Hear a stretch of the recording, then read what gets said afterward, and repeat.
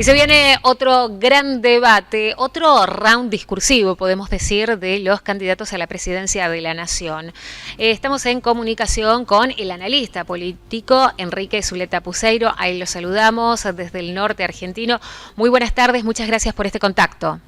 Encantado de verlos. ¿Cómo están? Muy bien y expectantes, ¿no? El primero de los debates ha convocado, y esto es algo realmente meritorio para la ciudadanía argentina, ¿no? El rating que tuvo, esta posibilidad de conocer a los candidatos, conocer sus propuestas también, sin duda es un punto a favor de la vida democrática y seguramente este domingo será del mismo modo. Bueno, hay un aspecto a destacar. Yo estuve en el debate de Santiago del Estero. Fueron 3 días, casi 4, llegaron el viernes hasta el lunes, de la mayor parte de los dirigentes políticos. Estaban representadas todas las fuerzas del arco político, de la extrema izquierda a la extrema derecha. Asesores, gobernadores, candidatos. Realmente fue una convergencia de gente muy importante. Y había 2 planos. Un plano era el de los hoteles donde estaban los candidatos en sus habitaciones tomando pastillas, un tanto aterrorizados por la tensión del debate. Sí. Y el otro lo que pasaba en la calle, en las plazas, en los actos públicos y privados que organizó la excelente convocatoria de Santiago del Estero y de la Cámara Electoral. Y había todo tipo de actividades. Y a mí me dio la impresión, coincidiendo con lo que usted indica al empezar, que había un nivel de convergencia y de diálogo político que es transversal extraordinario. Había mesas donde estaban sentados gente de las distintas fuerzas políticas, se conocen del Senado, sí. Muchos de ellos tienen larga trayectoria, otros menos, pero había un clima de fiesta democrática. Realmente esto que no se ve en las pantallas, porque en las pantallas están los gladiadores disfrazados de, vamos a decir, de combate, con todos sus entorchados y sus corazas, eso no tiene nada que ver con lo que ocurrió antes y después. Y como debe ser. Esto es muy importante señalarlo. Bien, como debe ser de algún modo. En 1810 decían que frente al Cabildo gritaban el pueblo quiere saber de qué se trata, ¿no? Y lo bueno también es que después del domingo, creo que a lo largo de varios días insistentemente se habló de lo que ha dejado el debate, lo que también habla a las claras de que el pueblo también ahora quiere saber, no sé si de qué se trata, sino de qué se puede tratar a partir del 10 de diciembre. Miren, parte importante de la gente que estuvo en Santiago del Estero, que era, insisto, de todos los partidos, además una sección muy importante del periodismo, escrito, radial, televisivo. Las grandes figuras de la televisión nacional estuvieron todas presentes ese día allí.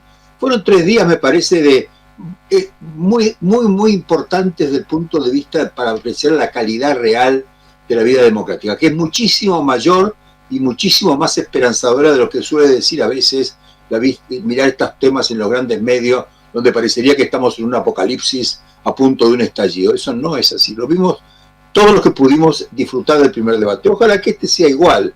Este es distinto. Buenos Aires es un lugar cerrado, hay bandas exclusivos, hay, ¿cómo podríamos decir?, un clima de crispación. En Buenos Aires es un tipo de política muy crispada, mucho más que en las provincias. Parece que la Facultad de Derecho tampoco es un escenario tan importante como fue el de Santiago. La facultad es un lugar cerrado, pero de todas maneras es posible que hayan aprendido los candidatos. La agenda es muy difícil, porque son temas que los políticos que son candidatos han venido soslayando. Empezamos ni más ni menos que con seguridad, de lo cual casi ni se habló en el primer debate. Sí. Seguimos con trabajo que en las encuestas que hemos hecho para ver las razones por las cuales se votó a Milei, el trabajo y la seguridad son los 2 temas centrales. La gran demanda es el trabajo en blanco. En ninguna de las campañas eso está presente. Tienen ideas, sobre todo la oposición tiene algunos equipos trabajando, pero a la hora de la verdad se sabe poquísimo, no se conocen los referentes, no se ha visto gente que pueda ser ministro. El tercer tema me parece que es el tema del desarrollo ambiental. Ese es un tema más, yo diría, light. Se van a decir cosas desiderativas, ideales. No veo yo trabajando muy seriamente a ninguna campaña, pero yo creo que el trabajo y la seguridad son 2 temas muy álgidos, con mucha demanda, y vamos a ver hasta qué punto la gente que está proponiéndonos dentro de 8 o 10 días que los votemos tienen ideas no solo de qué hacer, sino cómo hacerlo, que este es el gran problema. Nosotros decíamos y lo titulábamos como rounds discursivos, ¿no? Y después de lo que fue aquella primera performance, usted nos decía que a la que, si se quiere, menos bien, para no decir le ha ido más o tuvo más dificultades de expresarse, había sido Patricia Bullrich. Ahora con la temática de seguridad, tal vez el fuerte, ¿cree que pueda llegar a reponerse de algún modo? No, yo no creo. Yo creo que la posición que tiene Patricia Bullrich es una posición que al principio de la campaña le servía para diferenciarse del peronismo, pero hoy no creo que esta discusión de lo que se hizo en la época de Macri tenga algún valor. La seguridad se ha multiplicado como problema, fue extraordinariamente importante. La prevención es mucho más que la represión, y me parece que casi todas las recetas que tiene Bullrich, que además ha perdido casi toda la gente que estaba con ella, ha perdido a Bursaco, ha perdido a Milman, toda la gente que la acompañaba en el ministerio ya no está en política, por muchas razones, no todas ellas fáciles de aceptar, porque casi todos ellos han tenido crisis profunda.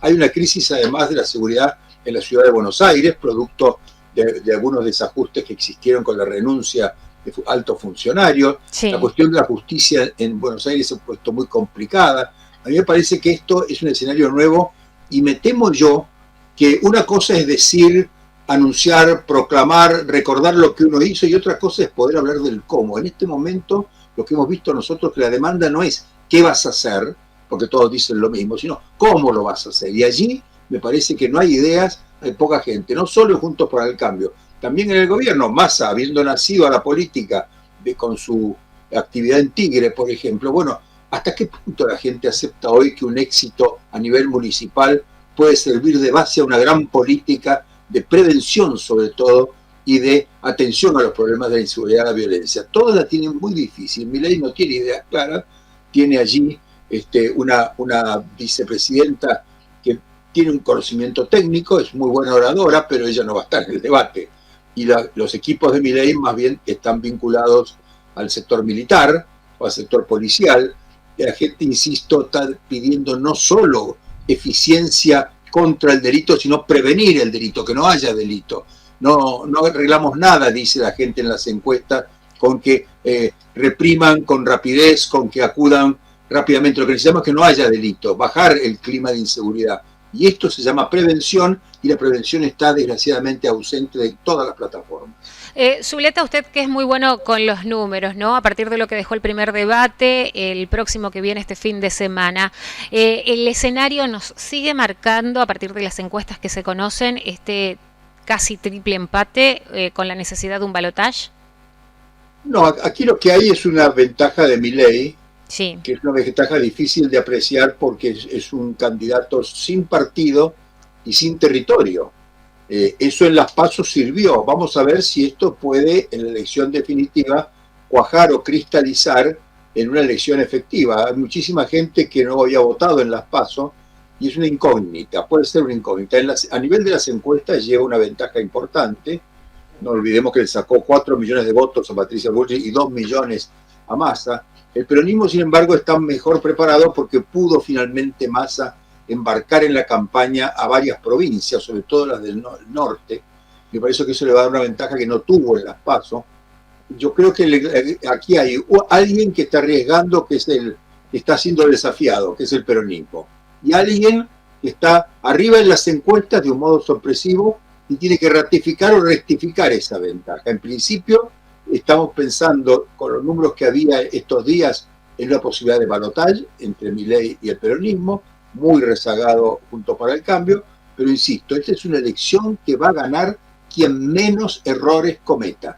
Y cada día nos trae cisnes negros, nos trae verdaderos shocks, donde está siendo desafiada la dirigencia política con muchos factores de la realidad que la superan y la desbordan.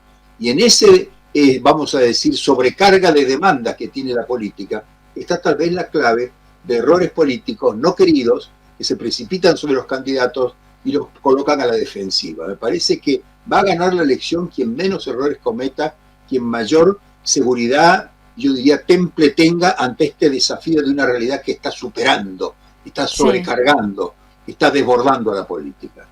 Zuleta, usted habla entonces, Milei primero, segundo, Sergio Massa, según los últimos números que se manejan. Los últimos números que se manejan son así, pero Bien. yo abriría un compás de duda, teniendo en cuenta que todos los candidatos están sometidos a una fuerte presión. Pensemos que el peronismo no hay día en que no tenga algún problema en la provincia de Buenos Aires.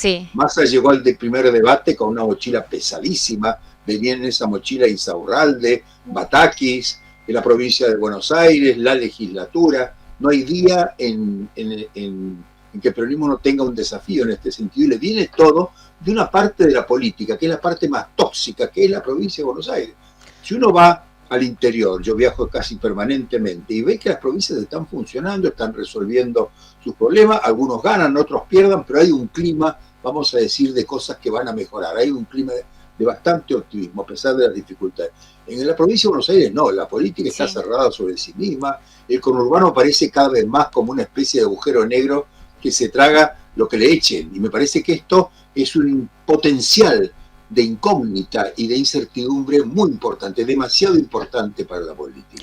Como recorredor de las provincias, como bien usted lo manifestaba, ¿no? Sabemos tantas veces que ha visitado la provincia de Corrientes, lo sabemos cercano, con Gustavo Valdés. ¿Cómo ha visto esta posibilidad que deslizó de pedir la soberanía si llega Milei a la presidencia y se avanza con el tema de esto que había esbozado, ¿no? De quitar la coparticipación federal? ¿Qué le parece? ¿Qué opinión le merece? Bueno, por lejos ese es el tema central que se está discutiendo hoy en el país. Hay dos temas: el empleo, cómo generar empleo, empleo en blanco, porque del empleo depende el régimen provisional, del régimen provisional depende de alguna manera el déficit público, el empleo es clave en este sentido, la reconstrucción del empleo genuino, el empleo en blanco, y el otro gran problema es la coparticipación federal. Evidentemente hay 5 o 6 modelos para resolver, la oposición tiene proyectos de leyes para cambiar la coparticipación, tal como está la coparticipación no se puede cambiar, es muy difícil, requiere la unanimidad de las provincias. Tanto Milei como Bullrich han preparado dictámenes y pareceres de expertos que no interpretan la Constitución de un modo diferente, pero es muy difícil que haya un cambio legislativo. Sin embargo, la coparticipación tal cual existe está en vilo, porque depende mucho de los impuestos.